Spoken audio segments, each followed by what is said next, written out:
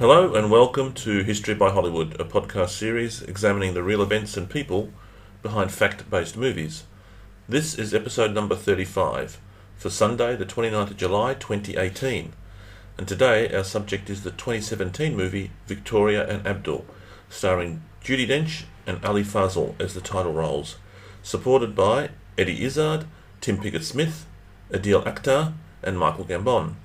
It was directed by Stephen Freer, and it details the close relationship between Queen Victoria and her Indian Muslim servant and teacher Abdul Karim, who very much filled the role of John Brown as friend and confidant, but he had died 4 years before she'd met Abdul. My name is Andrew Blischik, and with me as ever is Martin Darlington. Hello everybody, just a quick errata, self-nominated errata here. In the last episode I said it was a 1942 US Congressional Committee that found the Soviet Union were responsible for the Katyn Forest massacre of Polish officers. Of course I meant 1952. Apologies if that was confusing. Also, we have to announce a couple of changes to our planned episodes. After much head-scratching and review reading, we've decided to change a couple of the forthcoming episodes. With due apologies to our in-house medical consultant Philip Pomerantz, who had requested Legend, the movie about London gangsters Ronnie and Reggie Kray, we've decided to put that back on the long list, and in its place, on the 26th of August, we're going to look at Steven Spielberg's Schindler's List, about Oskar Schindler and his World War II achievements, rescuing Jewish people from Nazi extermination efforts. Also, apologies to Thomas Finn, who requested The Ghost in the Darkness, which I was personally quite keen on, having read the original book years ago, a movie about the man-eating lions of Tsavo. Again, we're not deleting it completely, but it will return to the long list, and it will be replaced on the 7th of October by Argo. Okay, reviews. We've got 5 stars from Stuart96782 from the US. Said, straightforward plot summary, followed by the analysis of where the film got it right and where they fudged. Most Hollywood history films will require some adjustment to move the story along with the audience attention span. The hosts take a British point of view to the historical events. Great reference sources are acknowledged, and the research effort is clearly evident in their analysis. My only regret is my inability to download the one episode 8, Zulu, that first got my attention to this charming podcast. Cheers. Yeah, Stuart, unfortunately I'm still awaiting any advice and guidance from Apple on that broken link, so I think what I'll probably do after Victoria and Abdul is I will repost Zulu, so it is up there. It will come up as if it's a new episode, so it unfortunately will be out of order, but you guys clearly, by your discerning comments about the show, are very intelligent, and you'll be able to work it out. Yeah, speaking of Dr. Phil, our own HBH medical consultant, and we'll be returning to Dr. Phil later on, he suggested Burke and Hare, a 2010 dark comedy starring Simon Pegg and Andy Serkis. However, it does get terrible reviews and appears to be only very loosely based on the true events. If anyone doesn't know about Burke and Hare, they were early 19th century grave robbers who would supply corpses to Edinburgh, which was then a leading light in medical science, and doctors would dissect the corpses to find out what was going on inside. When they ran out of fresh graves to rob, they started killing people. They were eventually hanged. And it's directed by John Landis, and it's got a strong cast. Simon Pegg and Andy Serkis are very good actors. John Landis, was Blues Brothers and American Werewolf in London, but this one seems to have missed the mark, so I suspect it will be on the potential additions to the long list when we run out of better stuff. Our good friend Jules Chishek enjoyed the Battle of Britain episode and laughed when he realised that Martin actually used his own recordings to pronounce the Polish names. Jules also suggested a recent movie, The Mercy, about Donald Crowhurst, a British businessman who entered the 1968 Golden Globe race, an event for solo yachtsmen to circumnavigate the world, in response to the huge publicity and financial success of Sir Francis Chichester's circumnavigation a couple of years earlier. Crowhurst entered, but skullduggery lurked just around the corner. It stars Colin Firth in the lead role with Rachel Weisz as his wife, so it's definitely one on the list. Yeah, I'm going to have to watch that. I didn't know anything about that, but it sounds a a really interesting story. Certainly. On Twitter, we had a nice thumbs up from Chitown Paddy on the Battle of Britain episode and the Poland Annex. So thanks for that, buddy. And we also got a really, really fantastic Facebook message from Brian Willits. And Brian sent in extracts from a book which is about both the Battle of Britain, the actual battle, and the making of the movie, written by Leonard Mosley many years ago. Brian sent me some scans of pages, and just reading those pages you think there's a movie that should be made about the making of the movie. They're hilarious and really quirky, and the irony of a flotilla of Messerschmitt 109s, or what looked like them, obviously they were the Hispano-Spanish version, flying in over the UK to land at Duxford. And you had Adolf Galland features in it, and Bob Stanford Tuck and all sorts. So I will post those and the link to the book, which is for sale on the Amazon's UK site, to anybody who's interested, on the show notes for the Battle of Britain episode. Do you recall the name of that book about the movie? Yes, it's called Battle of Britain, Battle of Britain by Leonard Mosley. I hope that's Mosley, not Mosley. That would be unfortunate. Yes. And obviously, just to remind listeners, if you go to the episodes page, it's a bit of a long scroll these days with the amount of episodes we've got. Down to the bottom, you'll find blue links to each episode. Just click on the one for episode 34, Battle of Britain, and that will take you to the where the show notes live. But thank you, Brian, for all that information about the movie and the history. More feedback. Ben Robertson writes, I was listening to the Battle of Britain episode tonight while mowing the lawn. I get in most of my podcast time during the yard work, exercise, or trips in the car. And I was very surprised and delighted to hear my name mentioned in relation to the Zulu problem. Very cool. This is not a suggestion for an episode, since it is definitely not a historical movie, but in one show you mentioned the gritty Kenneth Branagh Henry V and compared it to the patriotic wartime Olivia version. If you've not seen it, I would highly recommend the BBC series The Hollow Crown from 2012. Part 1 consists of Richard II, Henry IV, Parts 1 and 2, and Henry V, with a superb cast. Ben Whishaw, Q in the recent James Bond movies, plays Richard, Jeremy Irons is Henry IV, and Tom Hiddleston as Prince Hal, who becomes Henry V. Well worth watching. Regards, Ben. Yeah, as soon as I got that email, I went and had a look at Hollow Crown, and I've downloaded it, so I'm just waiting till I finish the Night Manager, also with Tom Hiddleston, strangely, and I start watching it. And in 2016, the BBC aired a second series based on the Shakespeare play surrounding the Wars of the Roses, so Henry VI, parts 1, 2 and 3, and Richard III. So, yeah, that's brilliant. Thank you, Ben. Like you say, not really one for us to do, because we'd be doing the accuracy of a film based on a Shakespeare play that's based on history, and especially when he's covering the Wars of the Roses, he's writing it during the lifetime of the son and then granddaughter of the guy who won them. So he's not going to be particularly impartial. Yeah. Okay, and finally from Bruce Plash, we have these comments. I've listened to many podcasts when I'm out hiking, walking our dog or driving. Yours are among the best. I would like to suggest 3 more movies for review. 1, All the President's Men, definitely on the list. 2, The Great Robbery, Part 1. The Great Train Robbery. Thank you. Part 1, A Robber's Tale, and Part 2, A Copper's Tale, 2013 TV series. We need to do some more research, but sounds interesting. And The Year of Living Dangerously.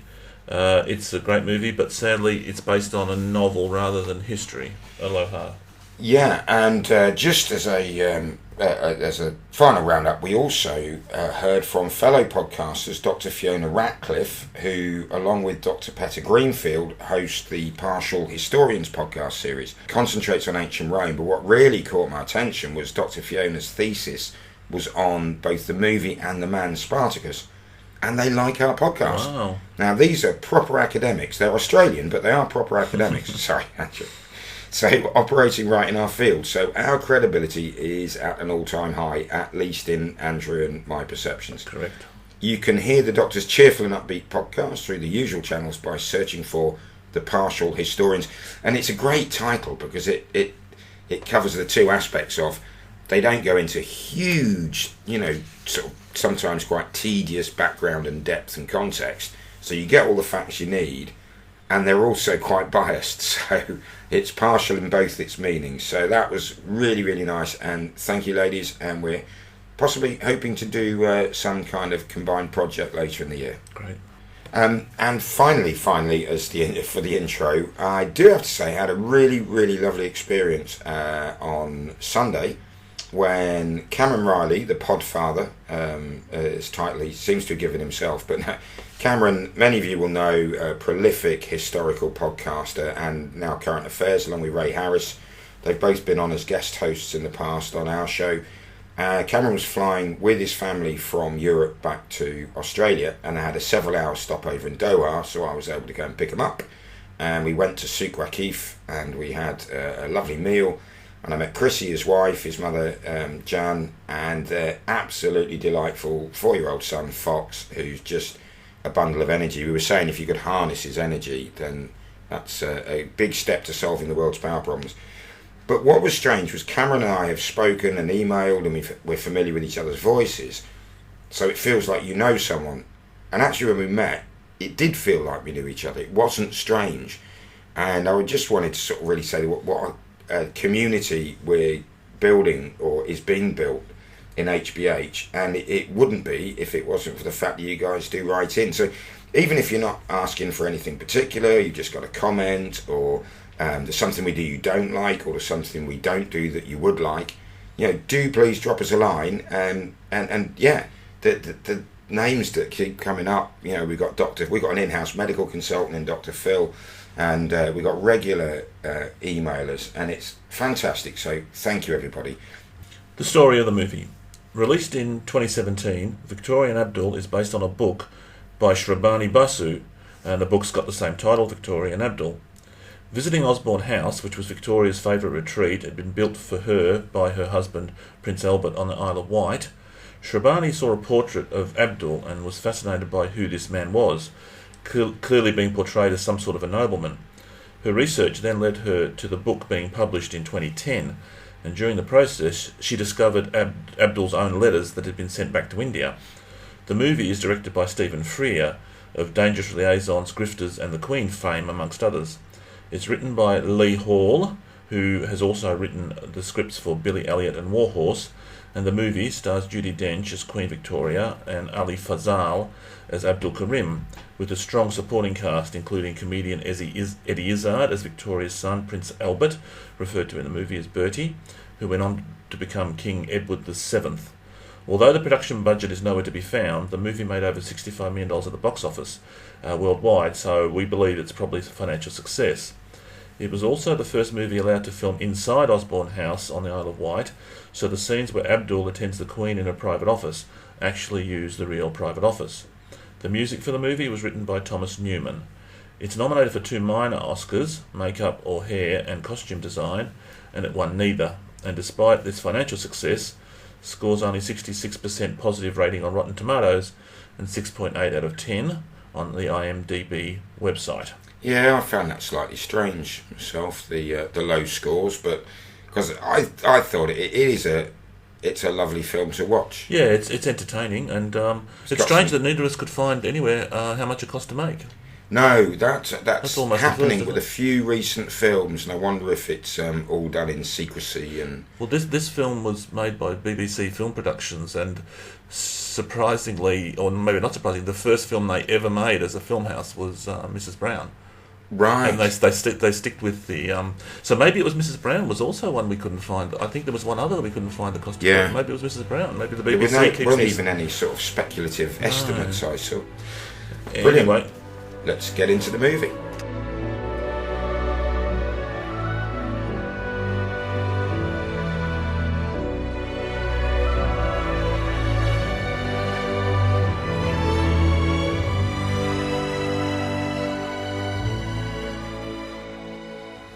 So the synopsis.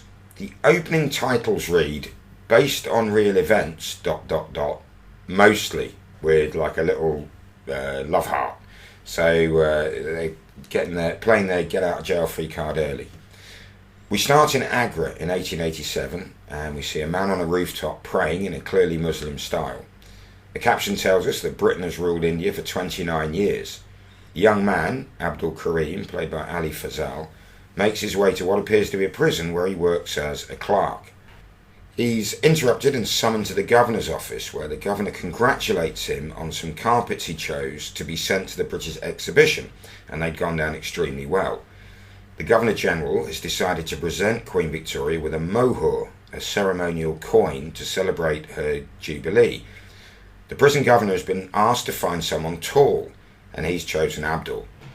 Abdul naively asks when the Queen will arrive, to be told she won't. You're travelling to England.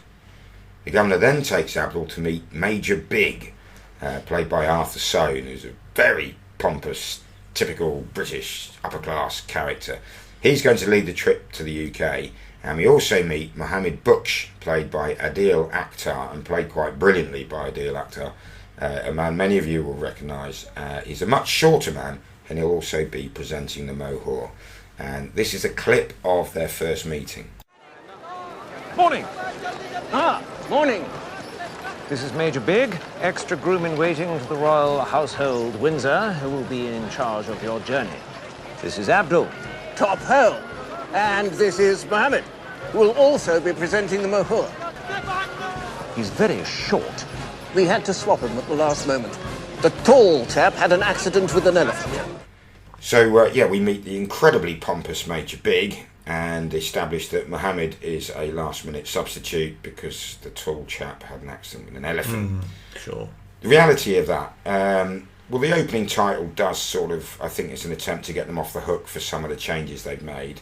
But on those adaptations, we've got a clip here. This is Shrabani Basu being interviewed on an American chat show. I assume it's American because the presenter that's the first voice you'll hear, and what she thought of the adaptation. And how did he approach you about adapting it? Because as we see in the film, it says, based on real events mostly. So obviously there was some liberties that were taken from your book to adapt it into a film. So how did they approach that with you? That was fine. I was fine with that. A book is a book and a film is a film. And you can't pack everything in 90 minutes. It would be disastrous. The book has so many layers. But you have to have the storyline and the main plot points. And he did all that. So everything is there. And he included the funny bits. The mango is actually true. And I told him, you must have these little anecdotes. And you must have the mango story. It's my favourite. Okay, so the author's pretty happy with how close they got. What do we think? The reality is that Karim was working in a jail. He was involved with some carpets going to the exhibition the year earlier in the UK, the Colonial and Indian exhibition. He did select the carpets. It was a great success, and some of the carpets were made by prisoners in the prison that Abdul is the administrator, and some of the prisoners went to the exhibit as well to demonstrate how they make those carpets. Right. Yeah.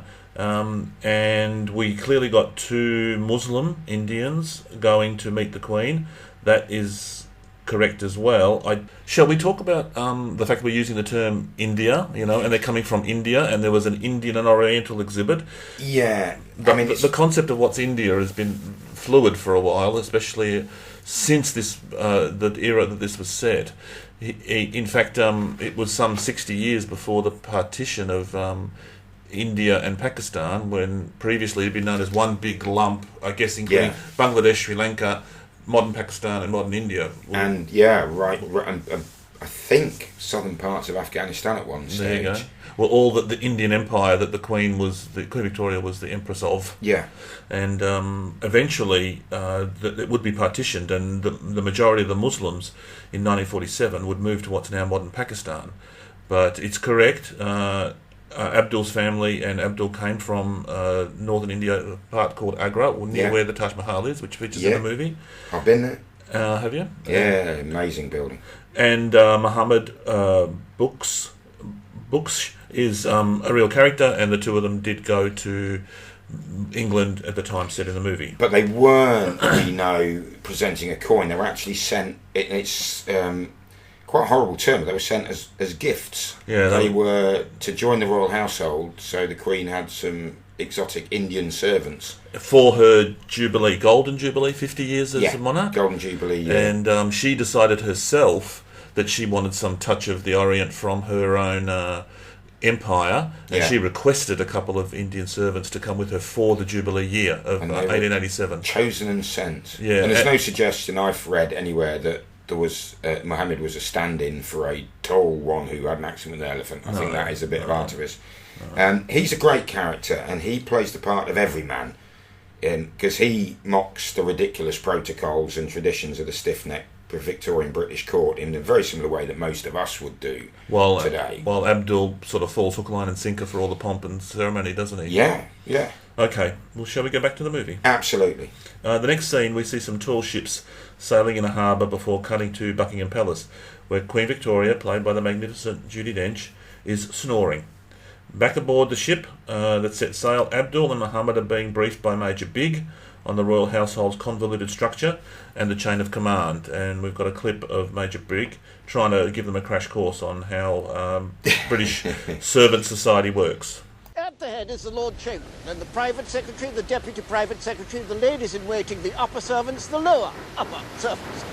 Then the members of the household: 1, the head of the bedchamber; 2, the personal head of staff; 3, the butler-in-chief. Who is in charge of the household butler, the kitchen factotum, the head chef, the head of waiting staff, the ordinary waiting staff, Windsor, the table maids, then you? Any questions? Who will have the mohar, sir? I'm not exactly sure as yet. I suspect you'll both carry it on a cushion. Do we both get a cushion? I really don't know. The key to good service is standing still and moving backwards. The most important thing is you must not look at her. Khabis King ka. And the little comment you heard at the end in Urdu was Muhammad saying, "What an arsehole." Meanwhile, we see Queen Victoria being physically lifted upright in her bed.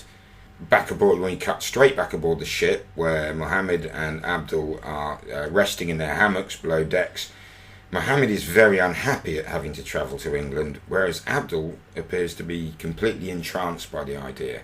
And we just got another clip of them discussing it. You any idea how cold it is in England? We're gonna die there. Why did you agree to come? The tall one fell off an elephant. I wasn't given a choice. 5,000 miles to present a bloody medal to the oppressor of the entire Indian subcontinent. You don't realize what a great honor this is for us. Have you ever tasted English food? They eat pig's blood. They do not eat pig's blood. I'm telling you, they put pig's blood in the sausages and brains of sheep. Ugh. Place is completely barbaric. And conveniently for us, they decide to have that conversation in English rather than their native Urdu. Next scene, we see them landing in England, where Major Briggs beams and as they're getting down the gangplank, declaring civilization, and we notice some beggars at the end of the gangplank holding out their hands. Then we see Muhammad and Abdul fitted for some tunics that they protest aren't very Indian, only to be told by the tailor that Indian clothing doesn't look Indian enough. Yeah. We then chop back to the Queen, where her secretary, Sir Henry Ponsonby, is briefing her on her day's commitments. She's now in her bedroom and dressed. Now we're in the banquet hall for the first time, and we see Major Big, now in uniform, complete with a swagger stick, sweeping in and introduces Abdul and Muhammad as, quote, the Hindus, to Alec York, the banquet master, played by Julian Wadham, who's shocked to see that the two Indians are completely different sizes. Yeah, we've got a little clip here. Julian Wadham campers Christmas the way he plays this. Here we go. The Hindus, sir. But they're completely different sizes. There was an incident, sir, with an elephant. The Queen arrives, fanfares, ceremonial entrance. The royal entourage make their way to the table to be seated thus. Her Majesty, Sir Henry Ponsonby, Private Secretary, the Secretary of State for India, the Emperor of Russia, Dr. Reed, Lady Churchill, Miss Phipps, etc., etc., Grace. Soup. Potage Saint-Germain with purée de madeleine. Fish course. Morue aux huîtres. Fanfare. Entrée. Quenelle with Regency sauce, etc., etc. Dessert. Pain d'épinards. Tartelette à la Suisse. Profiteroles. Always profiteroles. You will come from the northwest service entrance, processed together, and you will stand here. No, a little bit. That's it. Presenting the tray thus. Tray? I thought it was a cushion. You will present the tray. Excuse me. Do I get a tray? No, we've only got one tray. So what do I do? You'll just have to improvise. Whatever you do, you must not look at Her Majesty. You will bow again. Then, moving backwards, you will turn to your left. You will lead thus, and you will process down the hall to be met by Mr. Big, who will walk you to the north wall, where you will stand till the end of the meal. So, back at let's do the reality check on that long bit.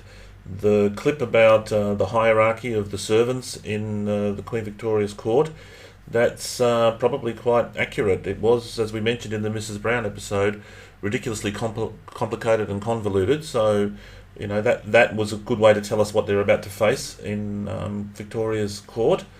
Other elements of that clip, when we see Muhammad saying in Urdu, what an asshole, that was amusing, but of course all the dialogue here we're not sure.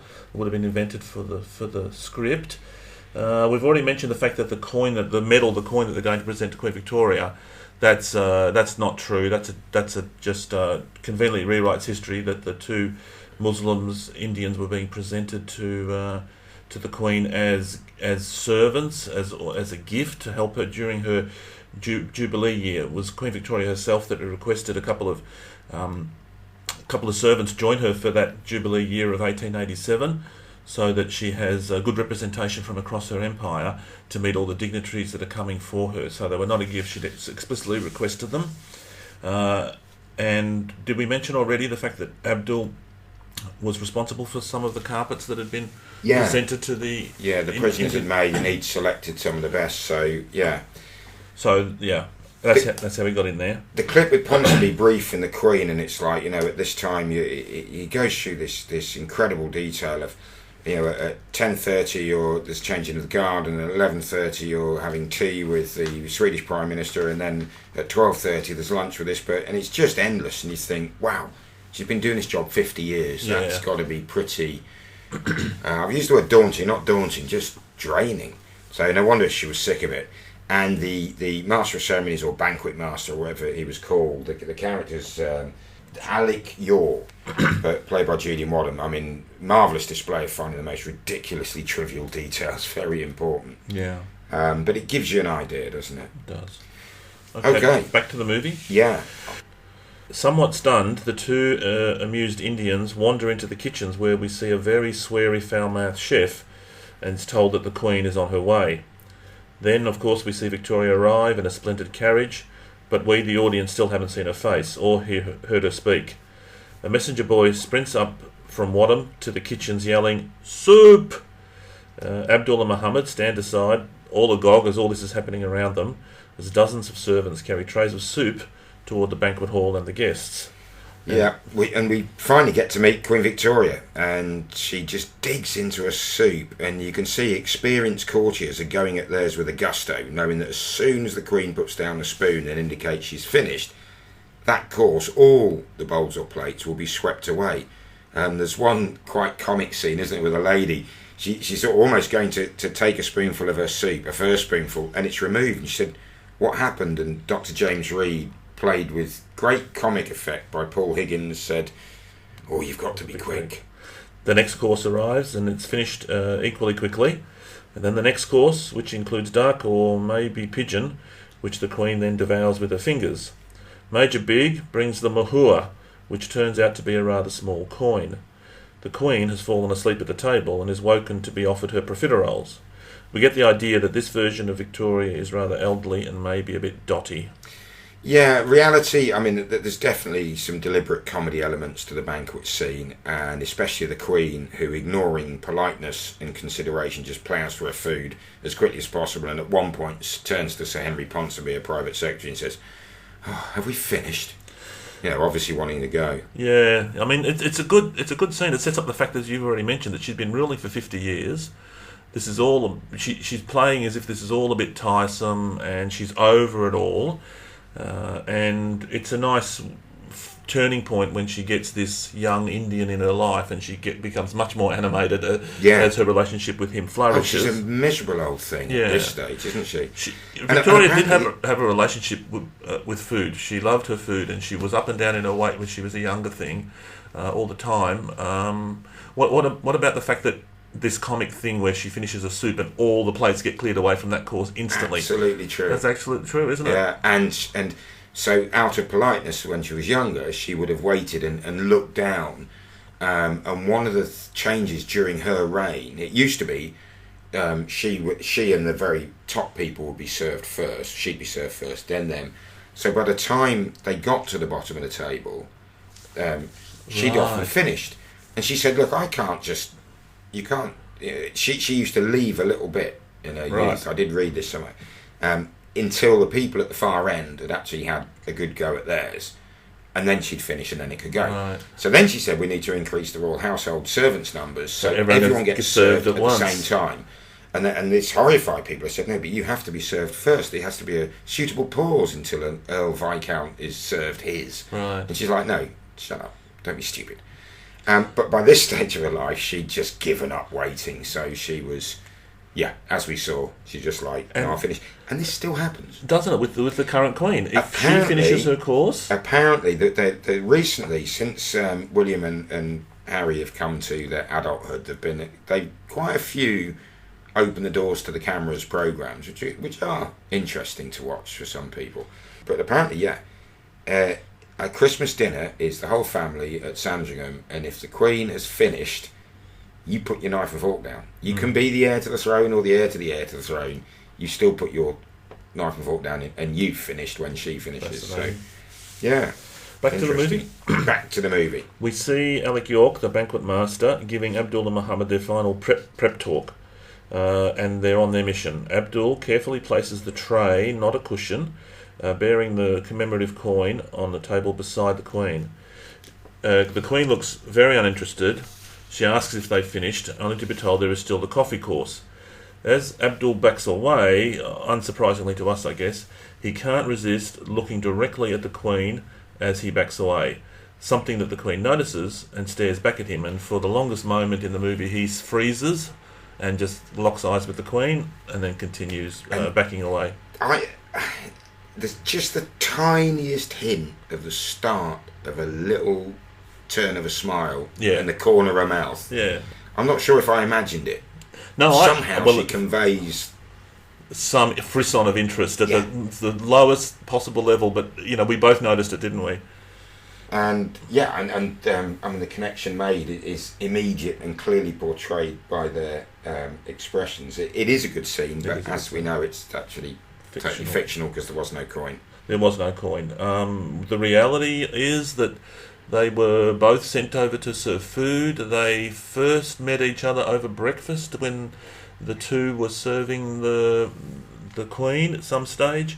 And this whole idea about not locking eyes with the Queen, there might have been some protocol about that, but it's just added dramatic effect to the movie. So back in the Queen's quarters, back in the movie, the Queen is being briefed on her next commitments by Sir Henry Ponsonby, played by Tim Pigott-Smith, and Dr. Reed, her personal physician, Dr. Sir James Reed, he asks about her movements, and when he's told that she made her last movements last Sunday, we're not quite sure what day of the week this is, he does say, "The royal colon needs some roughage," which is just a great line. And then the Queen is asked by Ponsonby if she liked the mohair. Was Your Majesty pleased with the ceremonial coin presented by the two Indian servants? I thought the tall one was terribly handsome. So we see Abdul and Muhammad, who had packed and in the process of getting ready to depart back to India, and they're found by Major Big, and the next scene sees them back in their red tunics being briefed on a garden party. You must not talk to any of the guests. Nod or bow, but please, do not interact with anybody other than the serving staff. I will come to you when the Queen is seated, and you will present the royal pudding as requested. Excuse me, sir? But what is it? That is a jelly, a pudding made from the liquor of fruit. How do they get it so stiff? Gelatin, a byproduct of cow bone. Zalim. And again, at the end of that clip, we just heard a muttering from Mohammed in Urdu, and he was saying, barbarians. Any of that true? Well, we don't know about the Queen's movements, but... and they were going to go home straight away, so that has been... added, invented for the movie. They, as we've already said, they were supposed to come for the whole year, the whole Golden Jubilee year, and the whole business about them being sent home and last minute being recalled back is not true. Although, you know, Abdul apparently was tall and for his age, and was quite good looking. Mohammed has some of the film's best lines. Certainly I think the Queen Victoria, obviously Judi Dench has a lot of them, but Adil Akhtar, who, if anyone's seen the film Four Lions, Adil Akhtar plays a great part in there, and he's also, interestingly, in The Night Manager, which I'm currently watching in my spare time. Him in that. Back to the movie, and we see Victoria being briefed on the state of the empire by Lord Salisbury, Prime Minister, played brilliantly by Michael Gambon, doesn't he? and he has nothing but bad news. Abdul arrives carrying the wobbling jelly, and you see it as if from his perspective, because it's this jelly wobbling in front of the camera, isn't it? And I'm sure he's giggling. Yeah. Sounds like he's trying to stifle laughter. He's never seen anything quite as exotic as a wobbling jelly. No. He placed it on the table, and then, much to the horror of the guests and Major Big, falls to his knees and kisses the Queen's foot. I mean, there's gasps, and the ladies in waiting are scandalised, but the Queen seems to rather like this, gives a cheeky little smile as Abdul bows and leaves the tent. Outside, Major Big is furious, a fury made worse when Abdul said, "I thought it would cheer her up."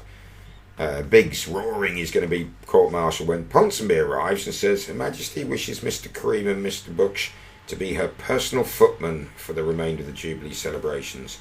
And as they're led to their quarters, Mohammed is calling Abdul in Urdu a stupid bloody idiot. All you had to do was give her a stupid jelly, then we could have gone home. Okay, let's do a quick check on that one. Yeah. When they first did meet the Queen, when they first introduced to the Queen, both of them did get down on their knees and kiss her foot or her feet. Yeah. And she was apparently quite taken by it. It wasn't the second meeting, as the movie suggests, but you know they got that pretty much right.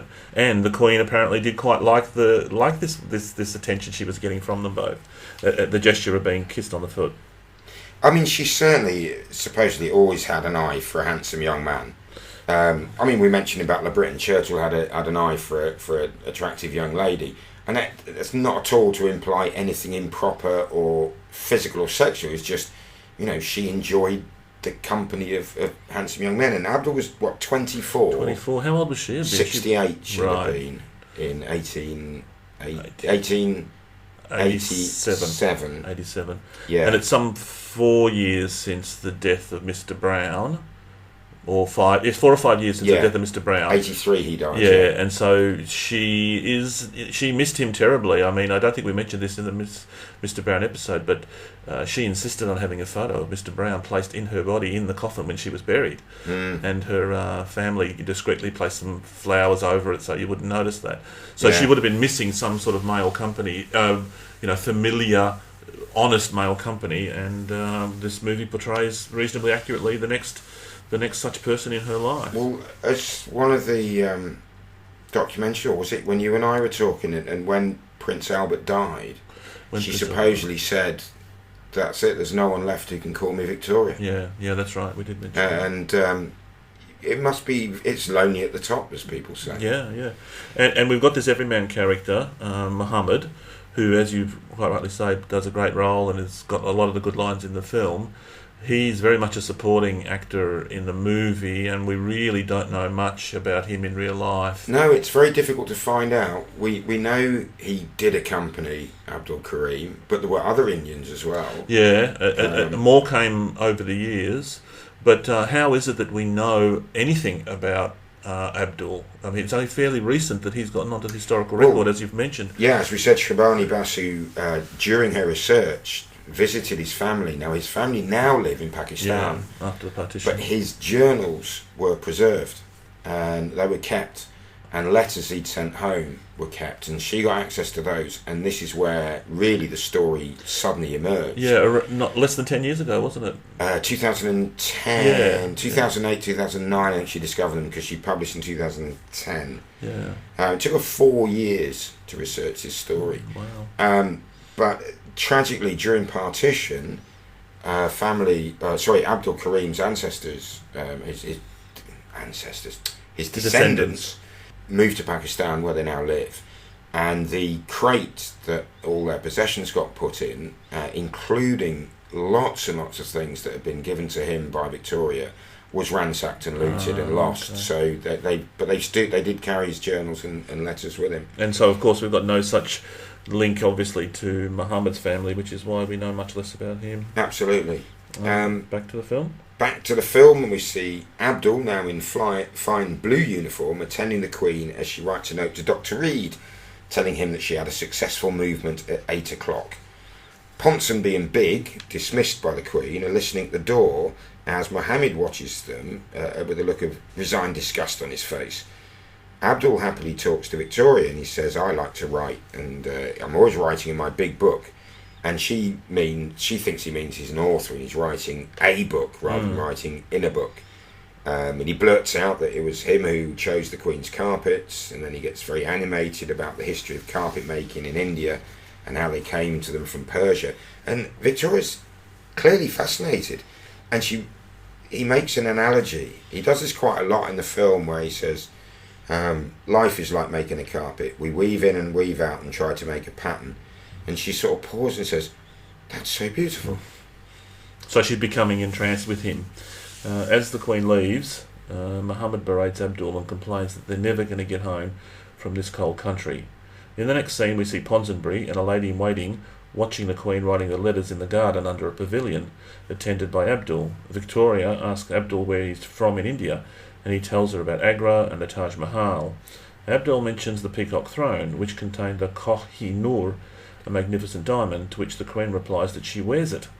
The cut wasn't very good, so Prince Albert had it recut. She asks Abdul what became of the Peacock Throne, described by him as the most beautiful throne in the world.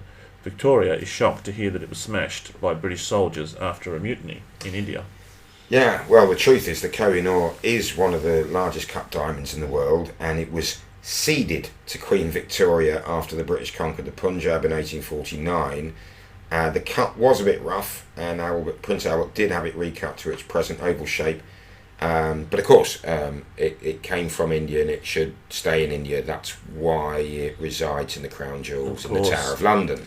And the Peacock Throne, that's a real thing, isn't it? Yeah, and they did smash it. And it was a replica of an earlier Peacock Throne from Persia, I think. Yeah.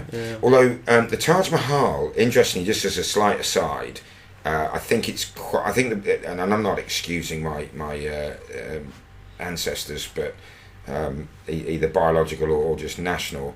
But I think it's quite easy in India to blame anything bad that ever happened on the British from that period. And when I visited the Taj Mahal, the guide we were talking to, he said it used to be covered in precious stones and marble.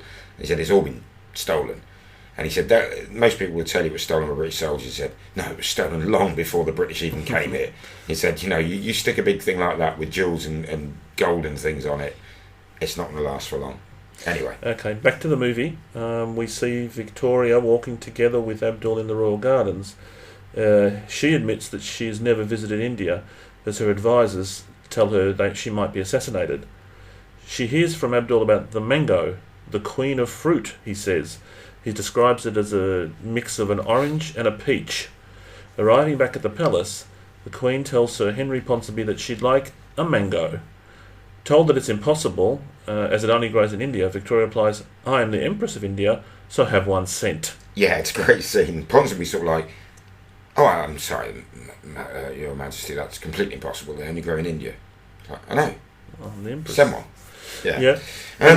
According to the author, that we've already heard the clip, the fascination with the mango. It's absolutely true. Yeah, she does request some, at least, mangoes be sent over for her. And we'll hear a bit more about the mango soon. In the early days of steam, the main reason Victoria was unable to visit India, in reality was just the time it would mean away from Britain. The long voyage was considered too risky for a reigning monarch to make.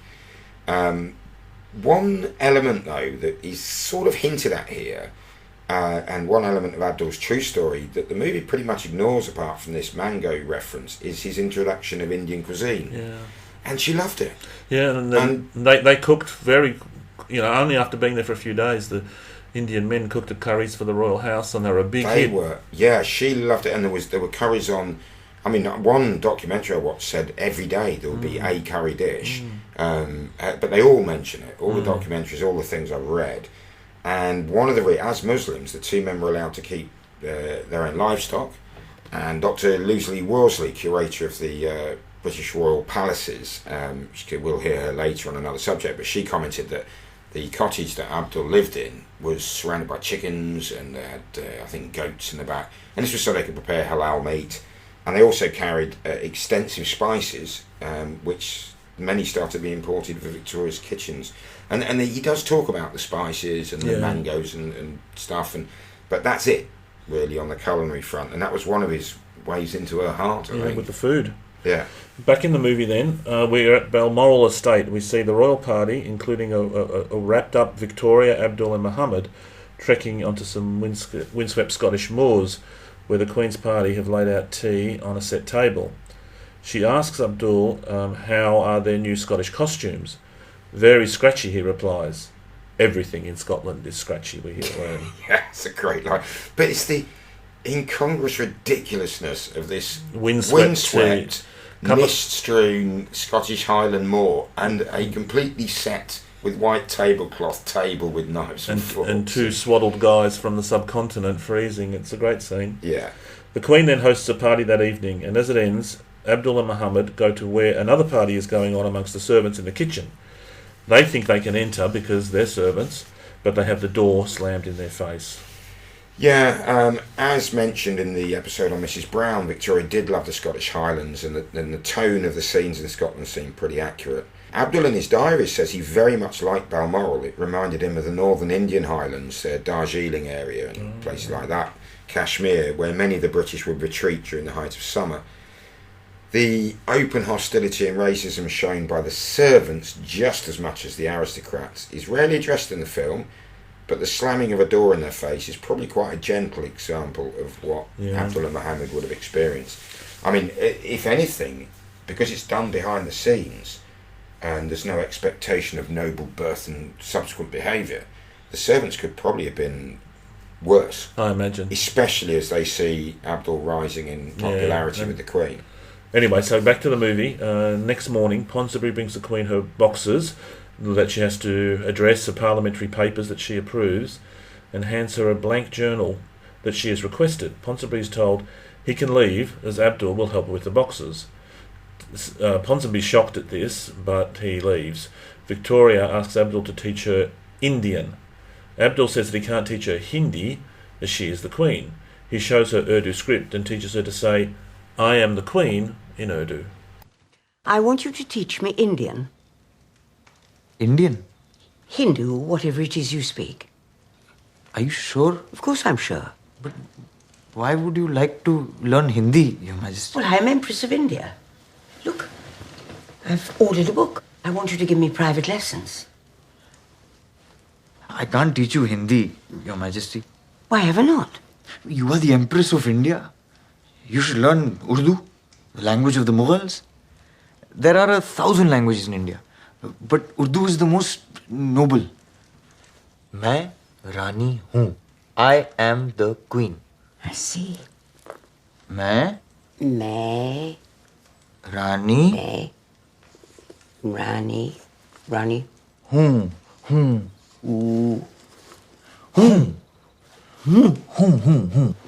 So outside the door, we've got Ponsonby and the ladies in waiting, horrified she's learning a foreign language. And Muhammad's with them too, isn't he? Yeah, Muhammad stood there sort of just rolling his eyes at them. Dr. Reed even puts his stethoscope and says, "She's speaking in Hindustani."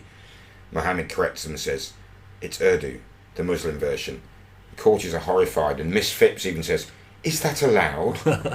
Okay. So, reality check. It's a really big part of the story that Queen Victoria learned Urdu from Abdul, and that's of course true. Yeah. He really did teach her how to speak the language. In fact, she uses Urdu phrases when she meets some travelling Indian dignitaries later on in her Jubilee year. So I wonder, Martin, whether that was her intent all along, that she wanted to get some people from the subcontinent to come for a year to teach her some phrases so that she could interact with the members of her empire. We have no evidence of that, but it might make some sense. No, absolutely. The part when Abdul says to her she can't learn Hindi but should learn Urdu, the noble language of the Mughals, it does highlight a split that's often put down to religion, Hindus speaking Hindi and Muslims speaking Urdu. But in reality, the two languages in their spoken form are virtually the same thing. The script, if you write them, it's very different. Yeah, you can't. Urdu looks like Arabic. Arabic letters, yeah. And it's beautiful, the way it's written. And Hindu is more sort of symbols, I guess. Yeah, I guess so. Circular kind of loops and symbols. But like Serbo-Croat, where the Serbs using the Cyrillic alphabet and the Croats using the Latin alphabet. But spoken, they're the same. They say, they can understand each other perfectly well, provided they wish to. But this appears to be what Abdul means about nobility when he teaches her how to write as an audio medium. We don't come across very well with visuals, but he teaches her to write "I am the Queen."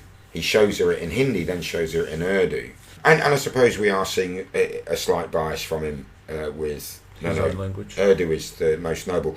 What we do have is a clip here of Dr. Humayun Ansari of the University of London, who he's interviewed in a documentary, and he is looking at one of the journals into which Victoria wrote. Well, here we have an example from the Queen's Hindustani diary. आज का दिन बहुत अच्छा रहा. शाह पर शाह आज हमारी मुलाकात को मैं चंद वजीरों के आई. The day was very fine. The Shah of Persia came to see me today with some of his ministers at 2:00. The script has been written with a certain amount of fluency, in a very enthusiastic way. She's trying to come to grips with something which is actually very alien. And the skill that is needed for that to be done at a competent level is going to be very, very significant. So what I see is actually I'm very impressed with what she was able to achieve only, about a year after she had started learning Hindustani. Yeah, so what I take from that is that, yes, she was obviously a very intelligent woman, she was very motivated, but as, anyone who's tried teaching people, if you don't teach them the right stuff, it doesn't matter how bright the student is and how motivated, they're not going to learn. So Abdul clearly was a very, very good teacher to get her to that level. And in the documentary, you actually, and I'll put a link to it later, or in the show notes, you see this beautiful script that she's written. Clever lady, but clever guy. Clever teacher. Back to the movie, where she's been learning behind the door with everybody eavesdropping. The door opens abruptly and Victoria catches her son, Prince Albert, played by Eddie Izzard, bent over the door and peering through the keyhole. Realising that she's got no privacy in the Balmoral castle, she'll tell Ponsonby that she wishes to go to Glass Alt Shiel with Abdul and no one else. Then we see a lockside mansion to which Victoria and Abdul are rowing. Victoria reveals that she's sick of the toading aristocrats around her, and here at Glass Alt Shiel she was happier than anywhere else. She talks about John Brown and her husband, Albert, both of whom have passed away. And we've got a little clip here which shows the depth of Victoria's angst or unhappiness and loneliness, but also it shows you what she was able to get from, or what Abdul was able to offer her. Like John Brown, remember he used to call her woman. Yeah. So come on, get your foot up, woman. And it must have been so refreshing for her to find someone who, respected and loved her. And told her the truth. But would tell her the truth. So, here's the clip. I'm so lonely. Everyone I've really loved has died, and I just go on and on. It's an impossible position. No one really knows what it's like to be queen. I'm hated by millions of people all over the world. I have had 9 children, all vain and jealous and at loggerheads with each other. And Bertie's a complete embarrassment. And look at me. The fat, lame, impotent, silly old woman. What is the point, Abdul? Service. Service. I think we are not here to worry about ourselves. We are here for a greater purpose. In the Quran it says, we are here for the good of others. The Quran? Yes, I'm a Hafiz. I know the Quran by heart. By heart, isn't it very long? 114 surahs, containing 6,236 verses. And you know every word? Many Muslim people know the Quran. I thought you were Hindu. I am a Muslim, Your Majesty. I learned the Quran from my father. He's my Munshi. Munshi? Yes, Munshi, my teacher.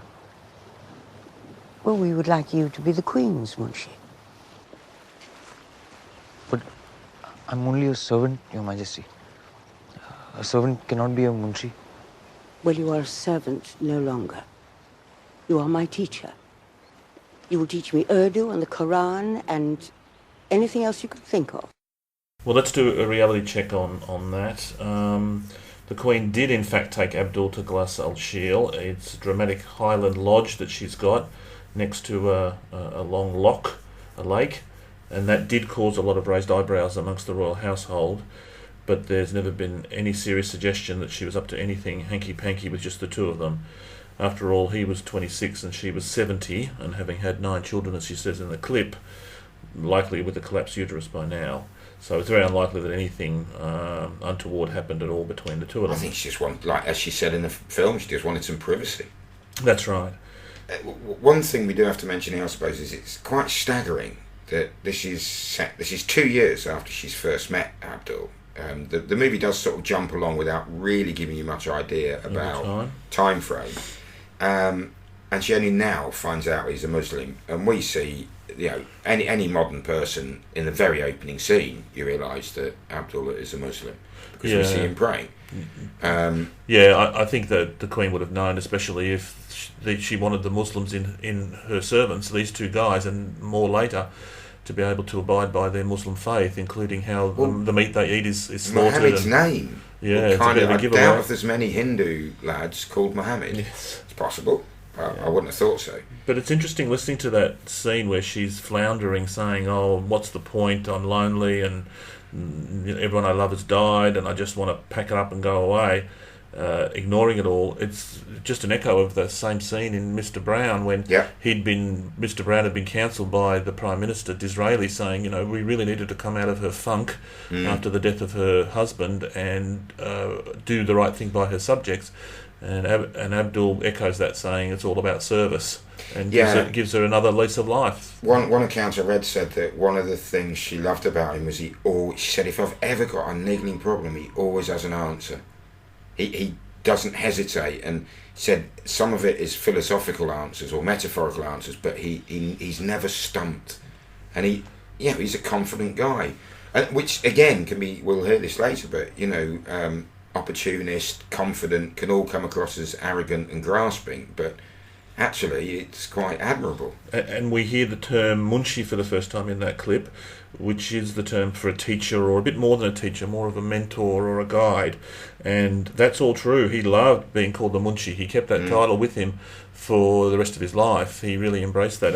But he had gone to Victoria, we're not quite sure exactly when, and said, basically as a table waiter, he felt it was a menial role, and he'd asked if he could return to India as he was unhappy.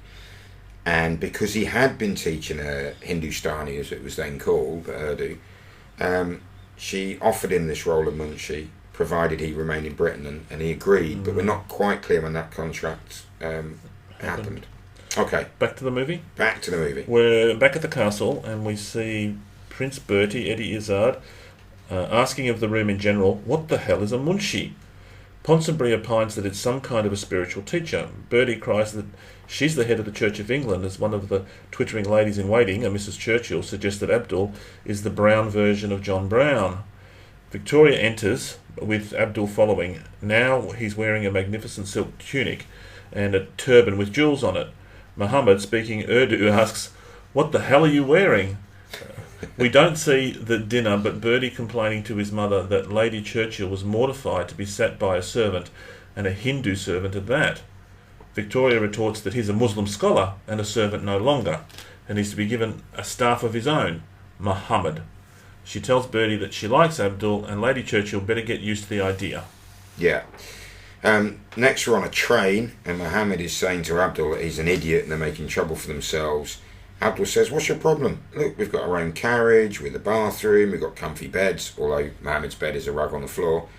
He says, "Life is a big adventure," at which point he sees a chain saying, "Do not pull," on a sign next to it.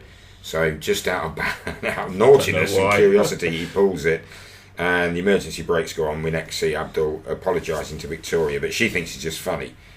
Prince Albert, less so. He's complaining he's 57 years old and shouldn't be having to share a bathroom with his mother. And that would make this 1898, so not sure where the preceding 11 years have gone in the movie. And this is where Victoria gives Abdul a locket with a picture of her to celebrate his first visit to Florence, which is where the train is bound, and for becoming her munchie. And they are both clearly moved. Okay, so what's the reality of that little bit? It is true that Abdul was often compared to Mr. Brown. The way that he's close to the Queen, how familiar he is with the Queen, shocked the court and people beyond, I'm sure.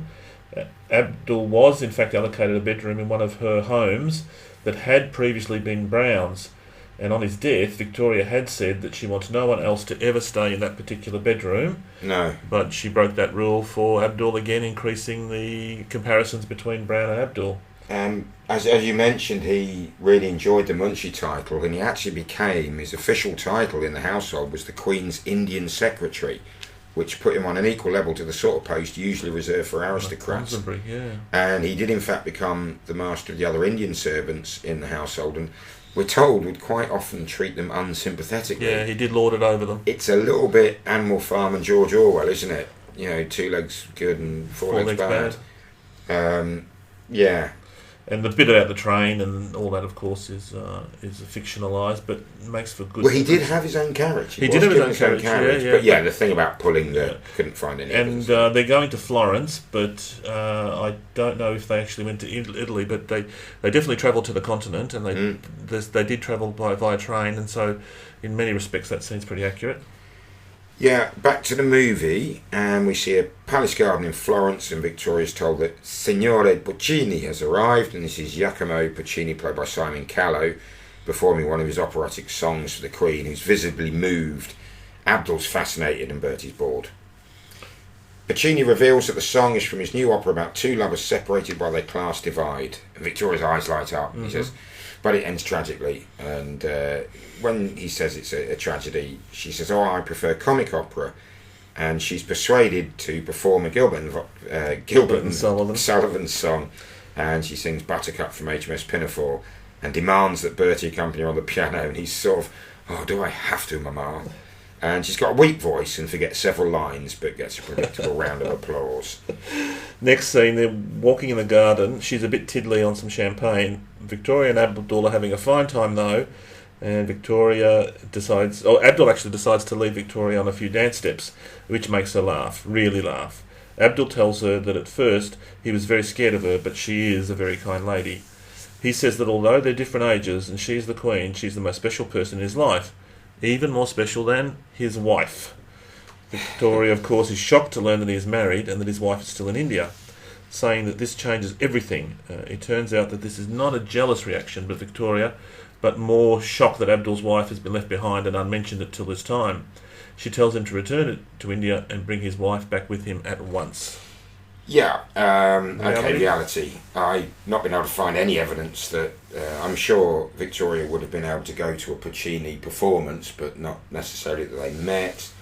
Abdul, definitely, the first one about the staff, or the fuss made by the staff about Abdul travelling in his own carriage was a trip to France. I think you found that. Yep. But it shows the sort of circles in which Victoria and therefore now Abdul moved when touring.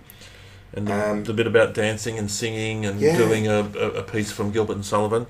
I mean, we're not sure about the real accuracy of that, but, you know, she did like a good song and a dance, and she is much less stuffy than history portrays her as this prim and proper mourning lady. Well, the myth I grew up with was that after Prince Albert, her consort, Prince Albert, died, she never smiled again. Yeah. And that's clearly not true. No. Also, there's absolutely no suggestion in reality that Victoria was unaware for 11 years of service that Abdul was married. It does appear that after he accepted a permanent post as a munshi and Indian secretary, she made arrangements for him to fetch his family. But he had been going back to India at least once a year, and quite often he bought land and arranged for houses to be built for parents and other family members.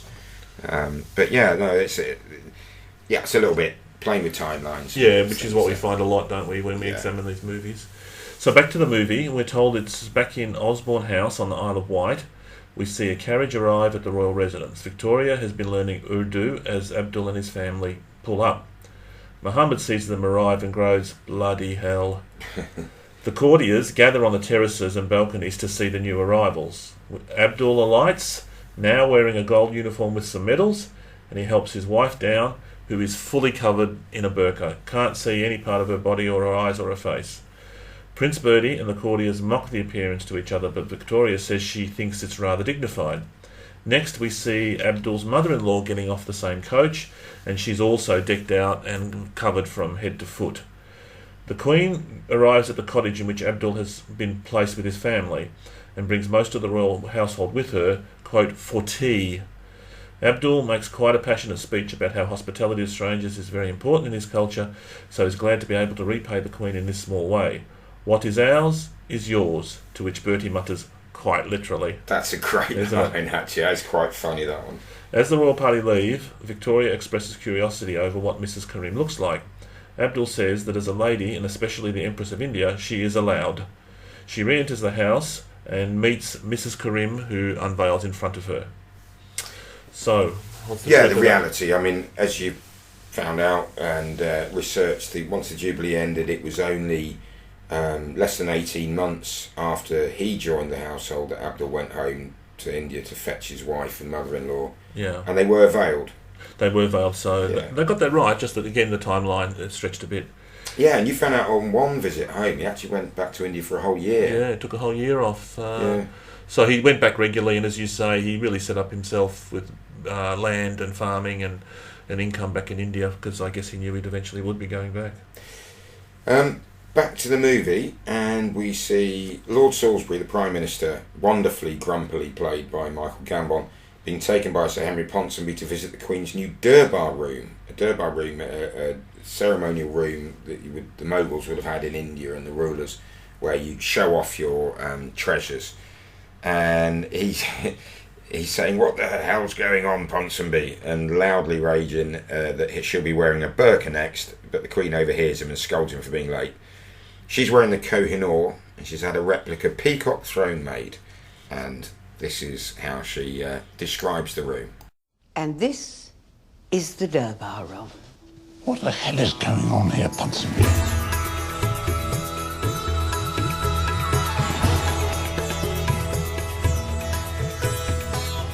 The carvings are from Uttar Pradesh. And the carpet was woven in a jail in Agra. Perfect, I think, for the tableau. But the pièce de résistance is the peacock throne. An exact copy of the one at Agra. Now, I really do feel like the Empress of India. I thought you were supposed to be dying. It really is a remarkable addition to the house, Your Majesty. We have Abdul to thank for the whole idea. But to celebrate the completion of the Durbar room, a little surprise, Your Majesty. What is it? A mango, Your Majesty. One moment, Your Majesty. It's off. Sir Henry, this mango is off. I'm terribly sorry, Your Majesty. That clip, I was tempted to actually chop out Sir Henry Ponsonby's sigh, because quite often I'll shorten the long pregnant pauses where significant looks are given by actors, because again, us being an audio medium. But no, that sigh was heartfelt and very well done. It's so the very mango true. scene we've told is, well, we know that she would have asked for mangoes. Whether the one being presented to her was often rejected, we don't know. I guess they wouldn't know what was ripe and what not. Although Indian veterans probably would have done. There must have been plenty of them. My Bangladeshi friends court. tell me that the mango, probably is the queen of fruit. It's this aura, a mysticism around it, where there's certain varieties that come good on certain weeks, and you really shouldn't eat it either side of the couple of days when it's at its peak. Right. Yeah, so there might be something to that. Yeah. Bringing it from India. One thing that Victoria, praising the carpet, said they'll be perfect for the tableau. And this is what we next see in the movie, Abdul and Mohammed getting into costume for, and we'll come on to what a tableau is shortly. Mohammed is telling Abdul, this is going to give Salisbury, Ponsonby and the rest the excuse they've been waiting for to cut your balls off. He says the Queen's been rubbing their noses in her friendship with Abdul, and he can't win. Meanwhile, some of the ladies in waiting get into costume. Lady Churchill's mortified, but Miss Phipps sort of giggles and says, I'm rather enjoying it. Okay. So, Let's truth. talk about the tableaus. They're a curious form of Victorian entertainment. They're not a play or a performance per se, but, why don't we let Dr. Lucy Worsley tell us specifically about this scene and the significance of tableaus in the Victorian era. There is this rather strange form of Victorian house party entertainment, the tableau. What you do is that you get all your unwilling family and friends, you get them to dress up, you build your own scenery, but it doesn't really matter if nobody can act or sing. You just arrange yourselves into a sort of staging of an old master painting or a biblical scene. And there are all sorts of, people carry props representing this, that, and the other, and then slightly wonky palm trees in the background. Once Victoria had the Indians at Osborne, this was a great boon for the staging of tableau, because now they could do scenes from the East and that sort of thing with genuine-looking characters. It's quite interesting to chart his rise to power from the early ones where he's a kind of an extra, just the servant in the background. But as time goes on, he gets promoted, if you like. There's one called the King of Egypt, where he's on a throne. He has his own slaves fanning him. He's clearly the top guy now. And although it was only on the stage, it actually meant something in real life too. So the tableau, thank you, Dr. Lucy Worsley, and that's Abdul playing the King of Persia. Obviously the he she refers to in that clip is Abdul as he slowly rises to prominence. So what we see is the culmination of this. Most of the audience are horrified, but Victoria's delighted. And Lord Salisbury tells Ponsonby, knock this munchy business on the head. I'm trying to keep an empire together. So we're aware of Salisbury's misgivings. Victoria quizzes Ponsonby later. He says that Abdul is a Muslim, and that is what is disturbing Lord Salisbury. Victoria says, precisely. We owe the Muslims so much, don't we? For their role in the mutiny, for example. Everyone's shocked at this. Clearly Abdul has told the Queen that Muslims took the British side in putting down a Hindu uprising, and she has believed him hook, line and sinker. Dr. Reed, her physician, tells her that the mutiny was in fact Muslim-led. The Queen looks shocked as Dr. Reed says that the Muslim soldiers mutinied when the rumour went out that the cartridges that the British had issued them were greased with pork fat. Ponsonby adds that the Grand Mufti, a Muslim, issued a fatwa against Victoria herself, and that Muslim soldiers murdered over 2,000 British personnel. So the opponents of Abdul are delighted at this turn of events. Bertie asks who she's been talking to, at which point Abdul arrives back in his own clothes. Out on a terrace with rain falling behind them, Victoria berates Abdul, telling him that she supported him against strong opposition, and he told her that it was the Hindus who mutinied. Abdul tries to backtrack and says he didn't say it was only the Hindus, as Bertie, Ponsonby and Dr. Reed appear and join them as Victoria says that he told her categorically that the Muslims were her friends. Abdul protests but is told to go home, back to India, as he has hurt her feelings.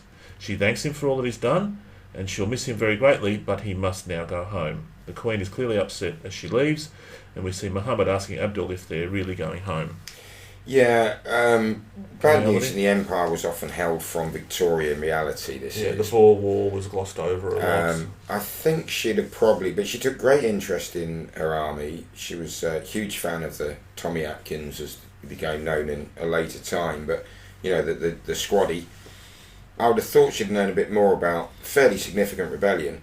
But actually, neither Victoria nor Dr. James Reed in the movie get it right. I mean, the main cause was Indian leaders, both Hindu and Muslim, became fed up with what they'd been sold as a trade deal with the British East India Company. And I think the rumour went around to one group of people that the cartridges were greased with pork fat, and the other Hindus, it was beef fat. So whereas in fact it was mutton fat. But once those rumours took hold, and this were paper cartridges, and part of the loading process for the rifle was biting off the top of the paper with the ball in it. Then you pour the powder into the musket, spat the ball in, so you couldn't avoid the paper touching your mouth. So it wasn't so much Muslims or Hindus leading rebellion, it was oppressed Indians. I mean, the two groups that were steadfastly remained on the British side were the Sikhs, who've always been incredibly good soldiers, and the Gurkhas. Right, also good soldiers. I'm pretty sure the Gurkhas were on board by that. In fact, they were. There you go. And it was fairly localised in sort of central northern India, I believe. 2,000 British personnel murdered? Any truth to that? When I say murdered, killed. There were murders of families and people captured and then put to death. I imagine Victoria would have known about that by now, but you'd have thought. Yeah. You'd have thought. Okay, back to the movie. Yeah. We see Victoria hunched over and looking much older than she was a few hours ago, and she makes her way up to bed as Bertie and his cronies looking triumphant.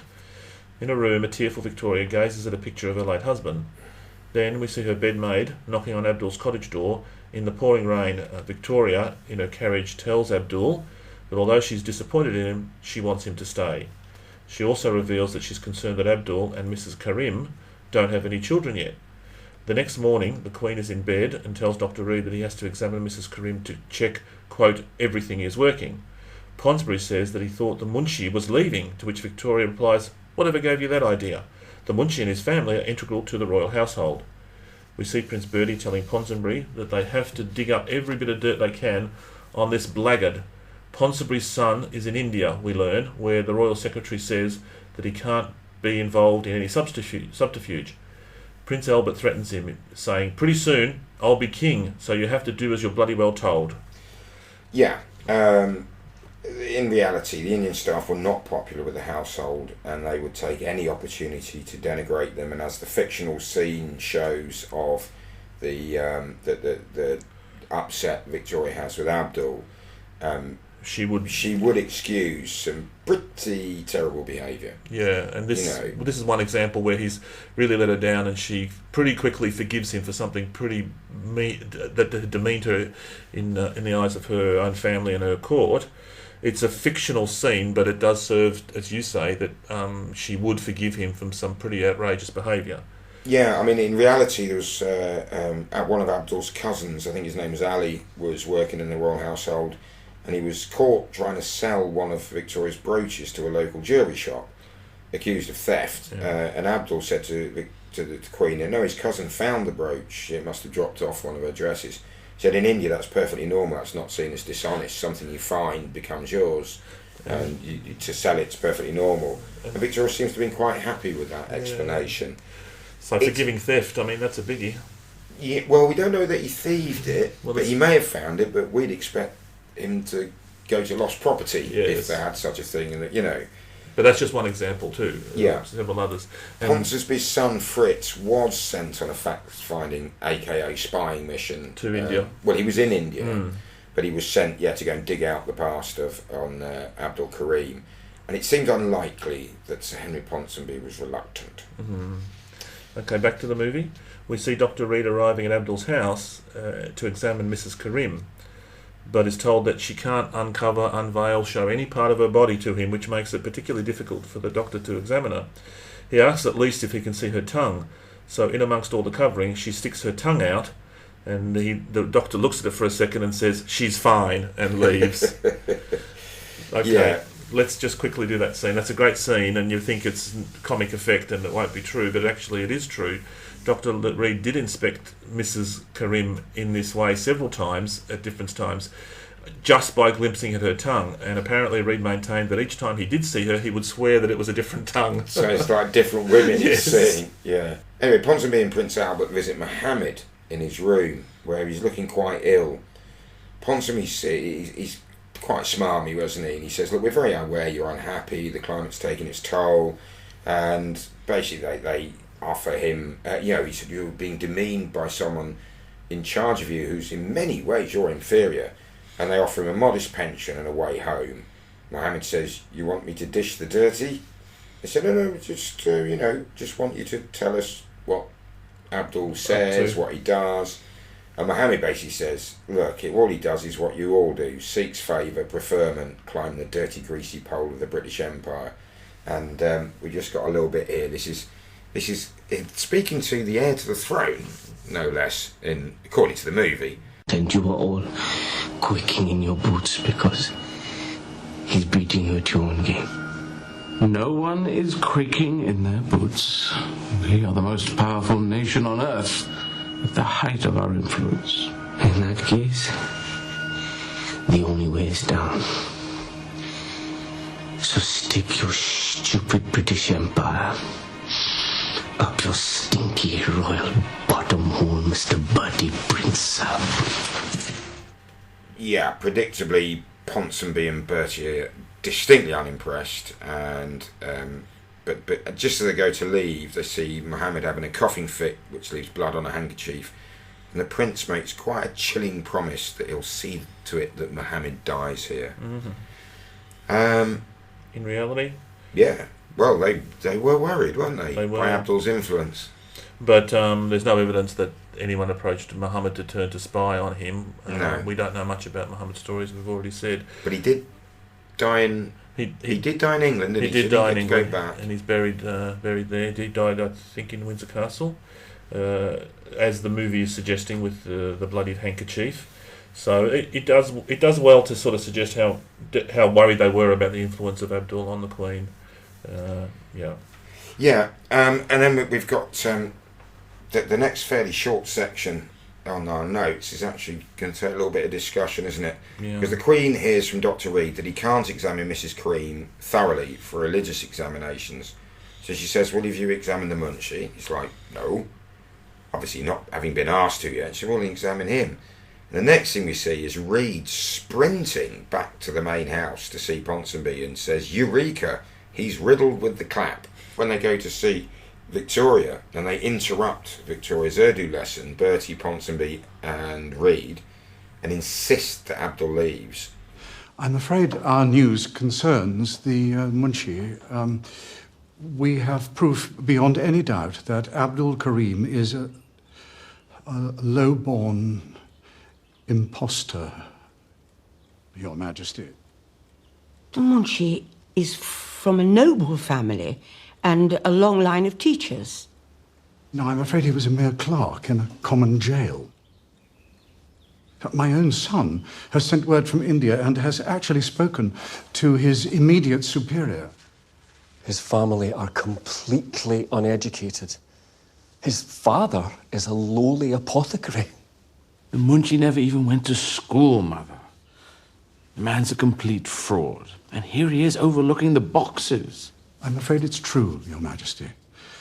Abdul and his father are completely common. We have prepared a dossier. You despicable toads. Racialists. Spying dossier. Picking on a poor defenceless Indian. Of course he doesn't have qualifications. They do things completely differently out there. But don't you see, Mama? He's using his position for his own gain. And how does that make him any different from any of you? And that is just a classic, wonderfully delivered by Dame Judi Dench. Excellent.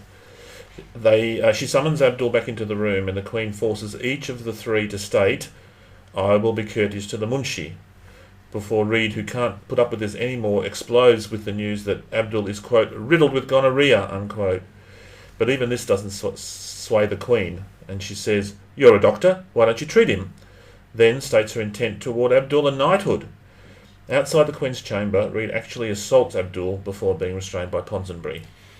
So Right. let's unpack all that. Yeah, the reality. Abdul did have gonorrhea, including in the film, seems at odds with a slightly naive but upright character he's being portrayed with. But as you said, in reality, he just wanted a comfortable life. Yeah. And there were spies and digging into his past, and there were actual concerns that he is seeing all these correspondences that the Queen sees about the British Empire, and that he might be feeding information to some radical Muslim separatists in either London and or India.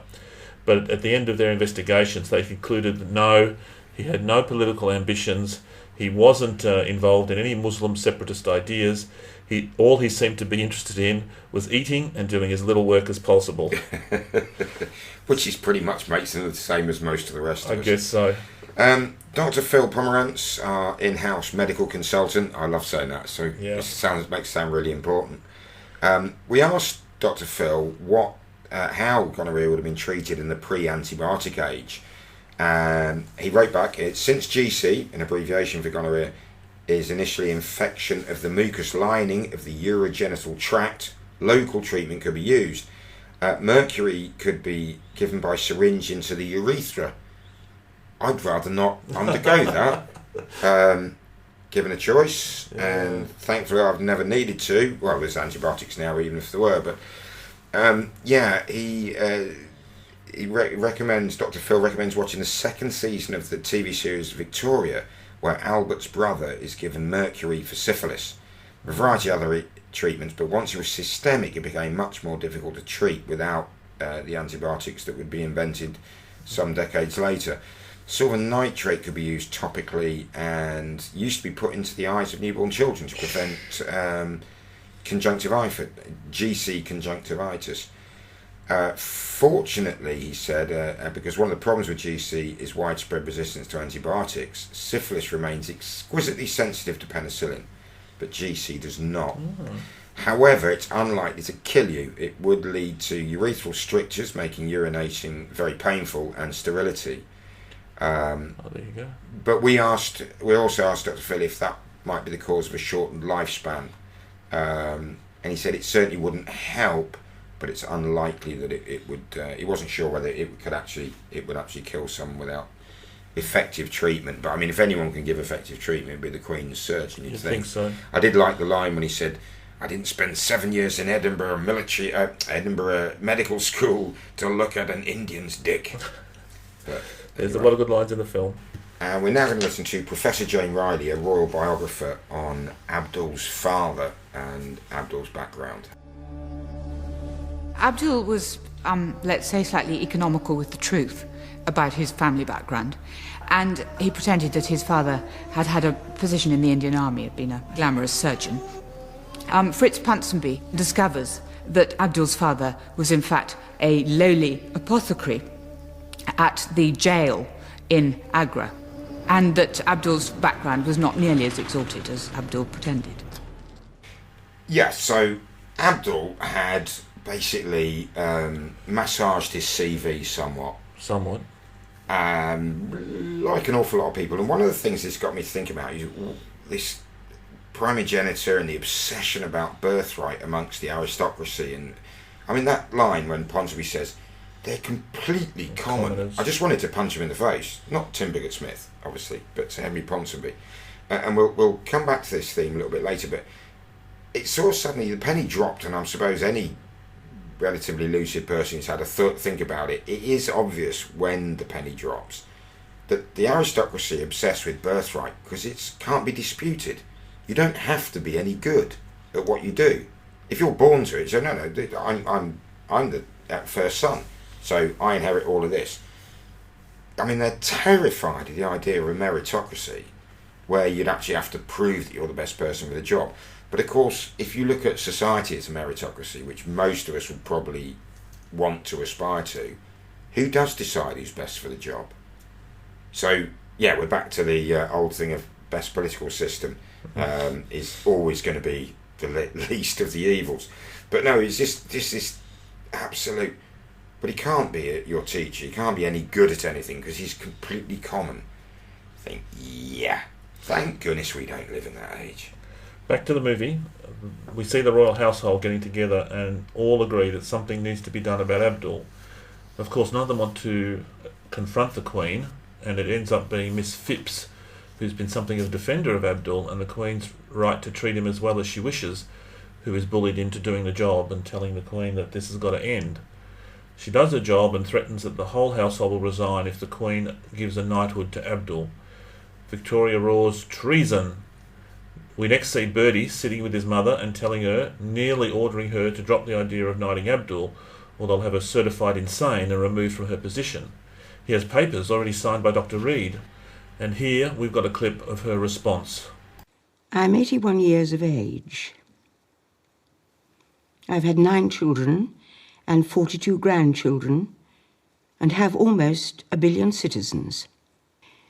I have rheumatism, a collapsed uterus, am morbidly obese, and deaf in one ear. I have known 11 prime ministers and passed 2,347 pieces of legislation. I've been in office 62 years, 234 days. Thus, I am the longest-serving monarch in world history. I'm responsible for 5 households and a staff of over 3,000. I am cantankerous, boring, greedy, fat, ill-tempered, at times selfish and myopic, both metaphorically and literally. I am perhaps disagreeably attached to power, but I am anything but insane. And it's almost worth watching the film just to see the steely eyes that accompany that rather wonderful speech. Agreed. So Victoria says if the household wish to defy her, let them have the courage to do it to her face. And they all assemble, from royal family members and courtiers down to cooks and maids. And she says if anyone wishes to resign, it'll be accepted with no consequences, but invites them to step forward, and no one moves. She then says, as a little bit of a sweetener to the bitter pill of them being faced down by her, that she's decided against making any new knights at this time, but she will be making the Munshi a commander of the Royal Victorian Order as a token of her esteem. Okay, so that was a key scene about the household turning on Victoria. Yeah. All outraged at the fact that she was going to offer a knighthood to Abdul. It's not quite true. She did give him lots and lots of favours and gongs and awards, but what about actual knighthood, which is the top, the pinnacle? A few accounts I've read say he asked her if she would knight him in his hope that would earn the respect of the household members. She gently refused, knowing that, actually, look, it's not going to help your situation, it would just make them worse, and thought, no, that's... Well, also, I mean, some people have been knighted who were who were not British, yeah, and they'd only ever be known as Sir so and so out of courtesy. They can't actually use the title, right? So it's very much an honorary thing. And as an Indian citizen, it would have been, I don't know, actually part of the. He wouldn't have had a peerage. He wouldn't have had a. No, it doesn't come with a peerage. No, it's just or a seat in Parliament. But yeah, he'd asked and she said no. But she did give him a CBO. What's that short that's for? That's the one she said. She's the commander of the Royal Victorian Order. Yeah, so and he kept that title proudly all his life, as I guess he should. But the rebellion by the household is true, isn't it? And supposedly she had an absolute tantrum, smashing glass paperweights and throwing things off her desk and roaring treason. Yes. Okay. So they did pretty well with that one. Yeah. Back to the movie. Leaving them, Victoria, we see her in the corridor, trailed by Abdul when she wobbles and collapses. Abdul just manages to catch her before she falls. Dr. Reed and the others gather around as Ahmed, Abdul's own servant lad, brought from India, arrives calling for Dr. Reed, saying, "It's Mr. Muhammad." Victoria appears shaken by her fall, but not too much the worse. But the next scene shows Abdul sprinkling earth onto a grave and saying an Urdu prayer. Visibly upset, Victoria says she's so sorry. Riding back in her carriage, she says that maybe it's time Abdul too went home. He's a young man and has his life ahead of him. Aware that she is not long for this life, she worries that she can't protect him if she's not there. Abdul protests and says that he will never leave her as long as she lives. Yeah, and as mentioned, well, he says as long as he lives, doesn't he? Yeah, sorry. Which has significance when we get to the end scenes, the very final scenes. But yeah, Mohammed Buksh, we don't know how he died, but clearly, I mean, he's died of this, whatever it was that was consumption or TB whatever. Pneumonia. But we do know that he did die in Britain. Yeah. So Victoria probably very aware of the resentment against Abdul. Abdul probably very aware of the resentment against him as well. Yeah. Then we see a sequence, going back to the movie, you see a sequence of scenes showing the Queen getting older, weaker, and it culminates in her in bed with an oxygen mask surrounded by the courtiers and Bertie. Abdul waits patiently outside in the corridor. Dr. Reed turns to Ponsonby and says, "You should advise the Kaiser," who I think was Queen Victoria's son-in-law. Yes. Victoria insists she wants the Munshi, who is admitted to the chamber, and Dr. Reed threatens him again, saying, "Don't upset her." And they hold hands as Victoria orders all the others to go. Kneeling beside her bed, Victoria tells Abdul, that when she was young she longed for death, but now it's imminent, and with nothing to live for, she inexplicably clings to it, and she's scared. And he does give a beautiful speech, just saying you can be without fear. If you give yourself away, you're not taken. You choose to go and you'll be safe in the great sea. He says, love is the whole and we are only pieces. And it clearly gives her comfort. Knowing she's leaving us, Abdul says, goodbye, my queen. And leaving the room, he watches the rest of them troop back in, as Victoria still breathes, but... on the last breath. Yeah. Bertie, we see, has the decency to look upset as the Queen dies. In the corridor outside, a tearful Bertie stares at an equally tearful Abdul, but they pass without a word. We see notices being posted as Major Big announces that the Queen has passed away. Long live the King. Sitting at what had been her desk, Bertie sees an open journal with Urdu script written in it. He slams it shut and we see Victoria lying in state, with Abdul kneeling at the foot of her bed.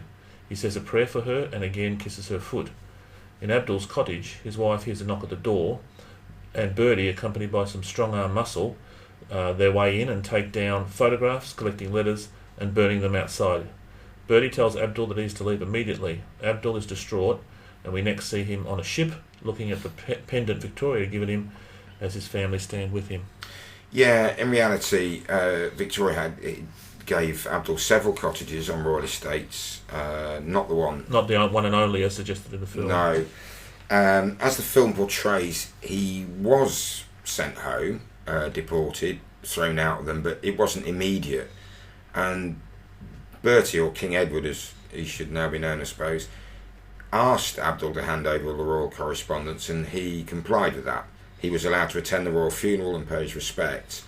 And when Bertie sent his own son, the then Prince of Wales, who went on to be George V, on a tour of India, he did ask him to catch up with the Munshi and report back on his well-being. Yeah. So this is definitely...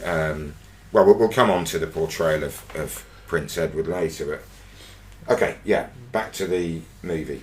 We see an older Abdul back in India, walking through a market before entering a peaceful garden where he sets up a folding chair by a statue of Victoria. He kisses the foot of the statue and says, "Good morning, Your Majesty. How are you today?" with the Taj Mahal in the background.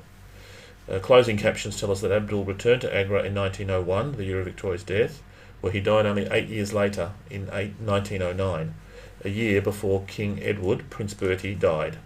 India gained its independence in 1947. In 2010, his private journals were found, and his story would be revealed to the world, and the movie ends.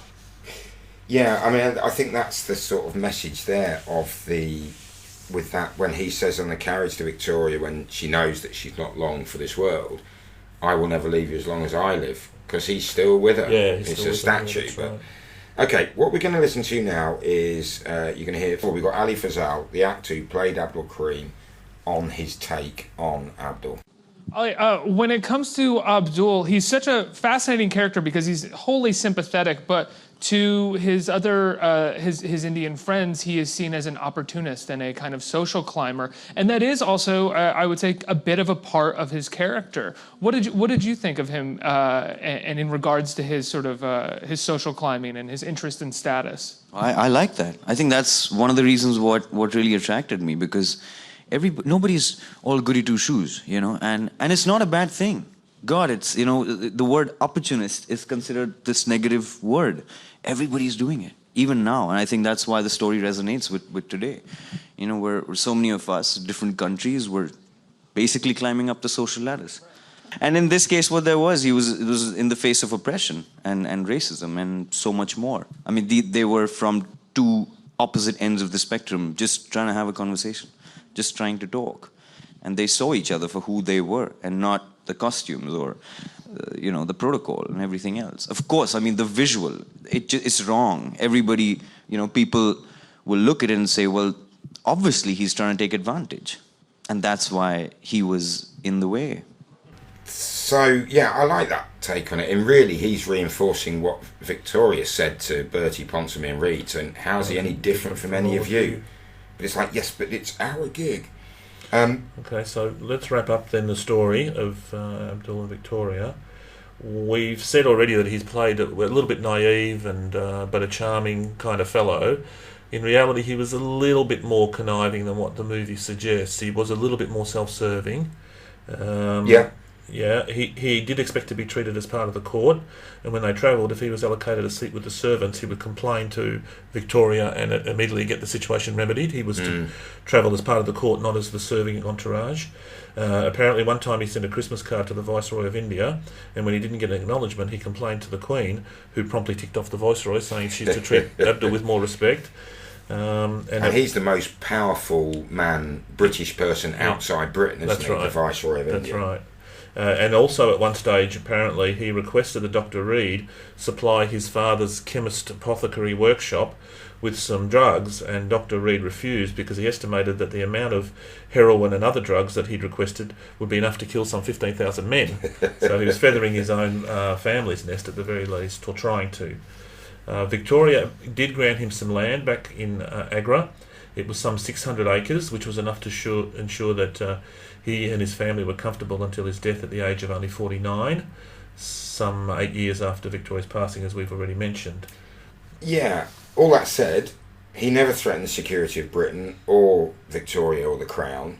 He doesn't appear to have stolen anything or leaked information to anyone about Victoria. And the bottom line is, he clearly made the old lady very, very happy. Yeah. Very close to John Brown. The clip we're going to play now will start with Dr. Farooq Dondi, who's an academic on the area, and his take on Abdul Karim. Then you're going to hear two ladies and a gentleman. They are all the great-grandchildren of Sir Henry, one of the great-granddaughters of Sir Henry Ponsonby, great-granddaughter of Dr. Sir James Reed, and the 11th Earl of Elgar, whose great-grandfather was the Viceroy of India. And I find it absolutely incredible. Anyway, I'll let you listen and we'll have a chat about it afterwards. If one knew him today, he would be a pain in the ass. He was pompous, conceited, you can see it in his face, and absolutely did not think of knowing his place. He pushed for whatever he could get, and he was a bit of a rogue. I like his chutzpah. Here's an Indian pushing himself, and politically I would say that it's extremely good to cock a snook at the royal household. He was so pushy, and he was always trying to get more and more.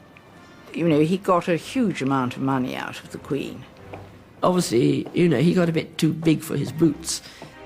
You know, he wanted to be given what he considered his correct status. And when he was on the train, he wanted to have a whole carriage for himself. I mean, he always wanted to be the top. He certainly doesn't come out of it terribly well. He was manipulative. He simply abused the dignity in a way that he should have had as a personal servant to the Queen. He abused him. Unbelievable. They're basically saying he should have been grateful and known his place, and that's three or four generations later. And it's no different, you stuck-up... Sorry, but I mean, talk about getting into a rant over an inaccuracy on a Spitfire's amount of ammunition or fuel. This is sending me over the edge. This is when the little Bolshevik in me wants to grab a red flag and go and march up and down the Mall. I mean, come on. There, Martin. They're unbelievable. Anyway, shall we get back to the They portrayal don't of want the to movie? share, do they, with people eminently more capable of doing a good job than they are. Anyway, yes. What, yeah. What do we want to say about Prince Bertie and his portrayal in the movie? Yeah, Eddie Izzard has kind of admitted he played the Prince of Wales as a two-dimensional battering ram, and it's a brilliant character. He's definitely the most villainous of the villains in the really piece. But in truth, actually, he was very likeable. And let's not forget, it's difficult to judge the behaviour of people only a few decades ago by today's standards, which is why I've got such a downer on those three idiots we just heard being interviewed. You know, because there were different standards. Bertie seems to have actually been quite a progressive thinker. He wasn't in favour of the giving the vote to women. Right. We know that's one thing that he was a bit backward on, but so was the Queen, I think. Yes, the Queen's definitely against suffragettes. Yeah. Victoria was. Victoria, yeah. Victoria. But when on a visit to India, he did berate the Governor General about the use of degrading language towards locals, and he complained about the attitude of white British living in India, saying, just because a man has a darker face than yours, that's no cause to treat him like a brute. And he drove much needed reform of the British military after the Boer War, and this stood the Army and the Navy in good stead for the coming First World War. And I didn't know this till I read this, researching for this episode, but he was closely involved in forming the Triple Entente between Britain, Russia and France. However, he was a notorious womanizer, and the Lady Churchill we see as a lady in waiting in the movie was Lady Randolph Churchill, Winston's mother, who was in and out of Prince Edward's bed, and amongst others, and he lived to live the party life. Finally, before we go to our conclusions, reading Indian reviews of the movie makes for an interestingly different perspective to just the British and American ones. They're nearly unanimous in really not liking the movie. Most of the British and American reviewers say it's commendable. That they do say 3 stars. A lot of them say, it falls. It's okay. It falls into the trap of actually conforming to the colonialism it's trying to lampoon. Yeah. But the Indian reviewers all say, Judi Dench is fantastic. We watch her in anything. But they hate the Ali Fazal portrayal of Abdul and say he's cardboard, two-dimensional, and they say the movie that tries to highlight the white supremacy attitude of most of the British characters then falls into the same trap without detailing any of the prejudice that Abdul faced or how he dealt with it. Well, how he dealt with it, I think, is to go for getting further up the hierarchy. The greasy pole.